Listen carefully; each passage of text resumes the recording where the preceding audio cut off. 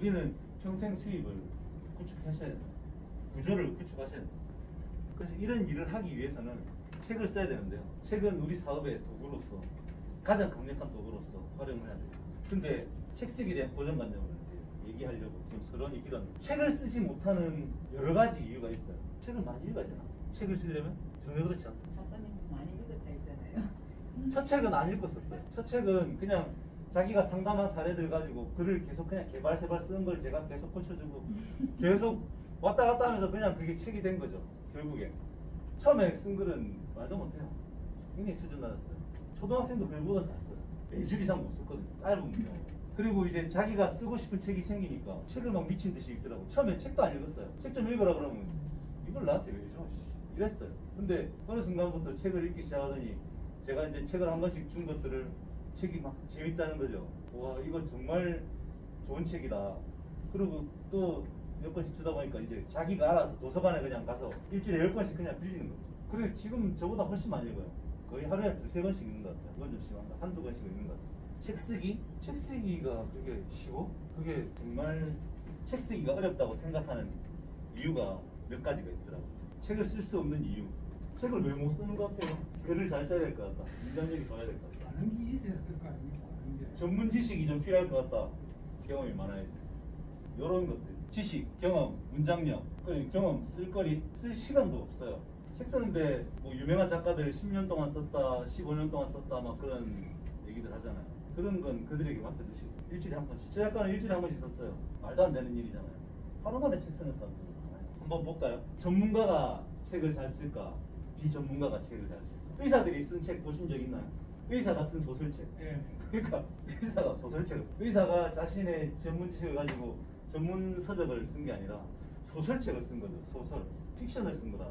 변호사가 쓴 책, 세무사가 쓴 책, 변호사가 쓴 법률 서적, 세무사가 쓴 세무 서적, 의사가 쓴 의학 서적을 보면요 재미없어요. 안 읽히죠. 세무사가 쓴 책이 재미없으니까 최 작가가 세무사들의 얘기를 쉽게 보기 쉽게 써준 거죠. 세무사들은 자신들의 전문 지식이 있기 때문에, 의사들은 전문 지식이 있기 때문에 글을 못 써요. 왜냐하면 내가 이 글을 쓰는 순간 나보다 더 뛰어난 전문가들에게 검증당하고 매도당하면 어떡하지? 묻히면 두려움이 있어요. 그래서 못 써요. 비전문가는 어떤가요? 여기 비전문가 앉아있잖아요. 막 쓰는 거지 그냥. 네, 지 맘대로 쓰는 거죠. 틀리면 어때? 비전문가니까 그냥 쓰는 거예요. 그렇게 쓴 거예요. 근데 쓰다 보니까 더 잘하게 된 거고, 대단히 전문가처럼 보이지만 세상에 없는 전문가인 거죠. 아무도 없어요. 누구도 없어요. 저는 최영규 작가한테 세금을 배웠지만 저는 또 다른 철학을 가지고, 오봉훈 대표도 최영규 작가한테 배우기 전에 이미 세무 공부를 했지만 배우고 나서 더 뛰어난 또 전문 지식을 가지게 됐지만 또 자신만의 세무 지식을 또 확산해 나간다는 거예요. 전문성 따위는 중요하지 않다. 쓰고 싶은 걸 쓰면 된다. 문장력. 문장가가 글을 잘 쓸 것인가, 비문장가가 글을 잘 쓸 것인가. 문장가는 최영규 작가 말은 타고났다고 하는데 비문장가에서 문장가 쪽으로 가고 있는 상황입니다. 문장가들은요 문장이 되게 길어요. 그리고 되게 어려워요. 그래서 읽기가 힘들어요. 요즘 나오는 책들은 보면 문장이 굉장히 짧아요. 전문가들의 책에 너무 신경 쓰지 마시라고. 서점에 가서 보시면요 정말 이것도 책이야, 나도 쓰겠는데? 그런 생각할 수 있다니까요. 한 페이지에 10줄도 안 되는 책도 되게 많아요. 이걸 책이라고 썼어 싶은 책들. 사람들 보면 얘기해요. 내가 이거 책으로 쓰면 10권을 쓸걸? 못 써요. 써본 적이 없고. 빈약한 사람은요 쓸거리가 없을 것 같은데 당신의 그 한 가지 일에 대해서 한번 써보라고 하면 써요. 경험이라고 했죠. 우리 인간이 태어나서 10년, 20년, 30년 살아오는 그 순간은요 누구도 경험할 수 없어요. 오직 자신만이 경험할 수 있어요. 우주 같은 거예요. 정말 보시면 무한해요. 그의 경험은 끝없이 얘기할 수 있어요. 자신의 얘기를 글로 쓰는 건, 말하는 걸 글로 쓰는 걸 최영규 작가가 되게 힘들었는데 그거 연습하다 보면 자신이 하고 있는 말을 글로 쓰는 거는 어렸을 것 같아요. 최영규 작가가 처음에 지금 그 말한 거를 글로 한번 써봐라 그러니까 그걸 어떻게 써? 말도 안 되는 소리 하지 마. 한번 써봐라 그랬더니 처음에 썼는데 네가 말한 거하고 좀 빠졌다. 좀 더 써봐라 그러니까 또 다음에 더 썼는데 이거 좋아졌어. 좀 더 한번 써봐봐. 그래갖고 나중에는 자기가 말한 걸 글로 쓰는 게 자연스러워져. 그래서 지금은 둘이 떠들던 걸 글로만 잘 써요. 아는 것을 쓰는 게 쉬운가, 알고 싶은 것을 쓰는 게 쉬운가. 아는 것을 쓰는 것도 쓸 수도 있겠죠. 근데 실제로 알고 싶은 것을 쓰는 사람들도 많아요.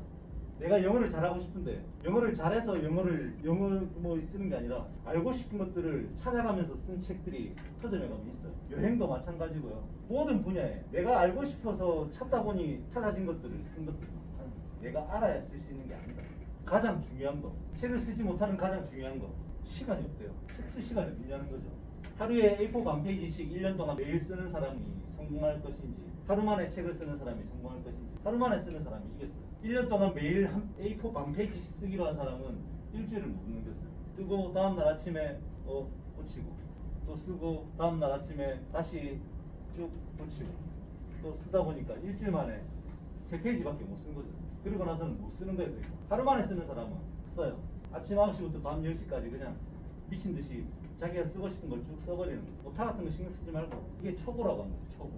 처음에 문장이고 뭐고 그냥 다 필요 없이 그냥 내가 쓰고 싶은 말을 미친 듯이 써내는 거죠. 하루 만에 책을 쓴 사람들이 정말 많아요. 그래서 매주 한 권씩 책을 쓰는 사람이 있어요. 80주 동안. 책 쓰기에 대한 고정관념 또 하나가 더 있는데요. 사람들이 자꾸 잘 쓰려고 그래요. 처음 쓰는 글은 쓰레기라고 생각하죠. 습작은 우리가 연습하는 글을 습작이라고 하는데, 최영규 작가의 처음 글들은 다 쓰레기였다고 보시면 돼요.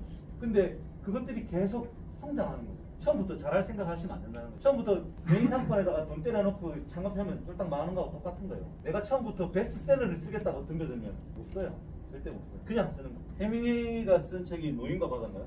이런 대문호들도 계속 고쳐 쓰는 거죠. 그냥 습작은 쓰레기니까.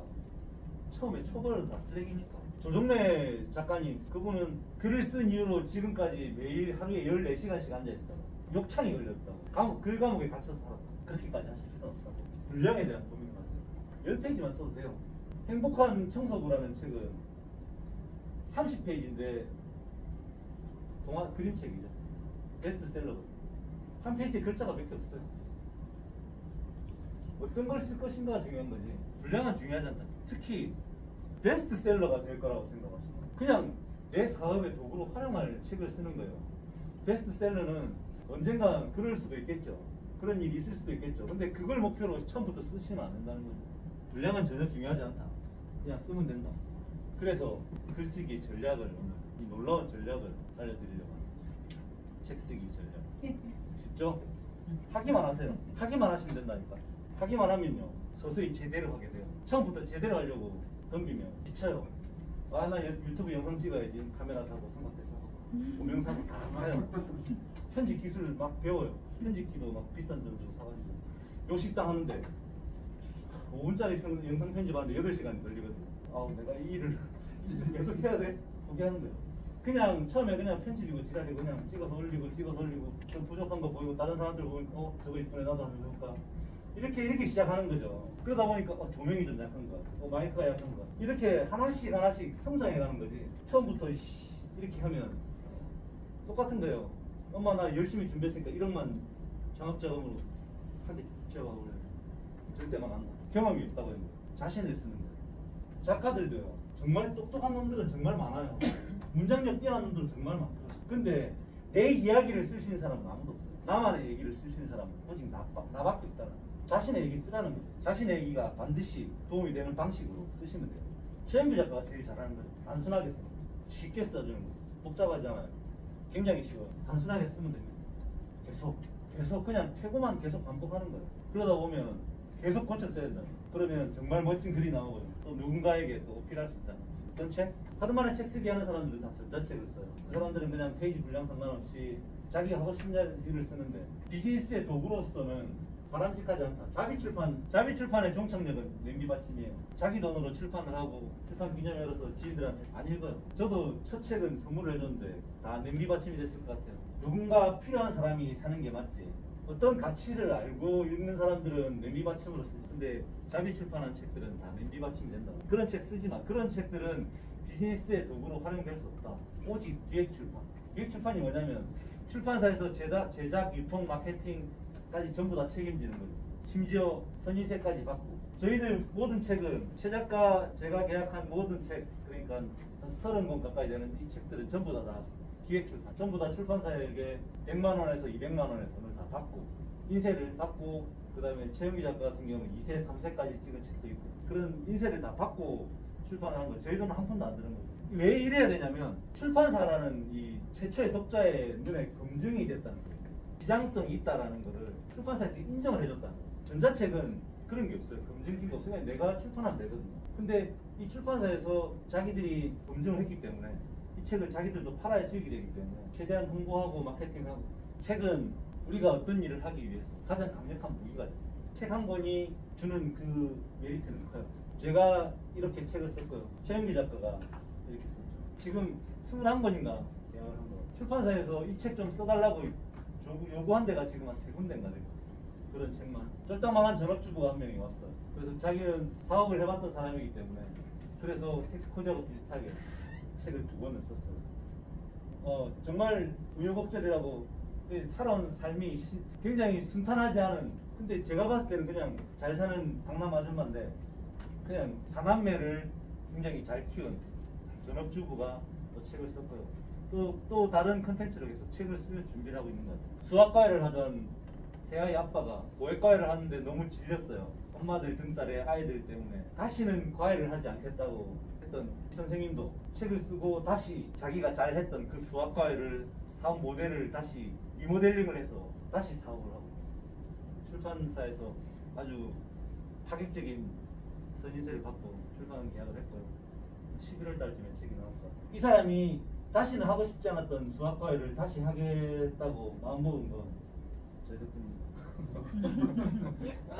완전히 새로운 시각으로 세상을 바라보고 비즈니스를 자기가 왜 그렇게 힘들었는지 다 이유를 다 알게 되니까 그렇게 안 하면 되는 거죠. 그래서 지금 신나게 준비를 하고 있죠. 초등학교 선생님이 책을 쓰고 싶은데 이 선생님은 너무나 수동적이고 자신은 예능 능력으로 뭔가를 해본 적이 없는 분이에요. 그래서 뭔가를 쓰고 싶은데 결국 또 초등학교 선생님들이 다 해오던 거를 쓰고 싶고 경쟁력이 없잖아요. 자기가 하고 싶은 일을 쓰고 싶은 얘기를 책으로 쓸 수가 없으니까 그래서 찾아와서 전략적으로 책 쓰기를 했고 계약이 돼서 이제 책이 나오게 됐죠. 초등학교 선생님들이 다 하고 있는 얘기를 자기 자신의 방식으로 또 새롭게 풀어내니까 또 계약이 되는 거죠. 우리 말씀드렸던 오보건 대표 지난 6월 달에 책 수강 계약을 하나 했고요.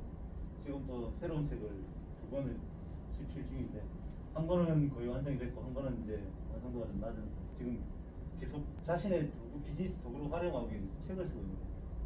오보건 대표는 지금 당장은 치킨 사업을 진행을 할 수 있겠지만 더 큰 그림을 그리고 있습니다.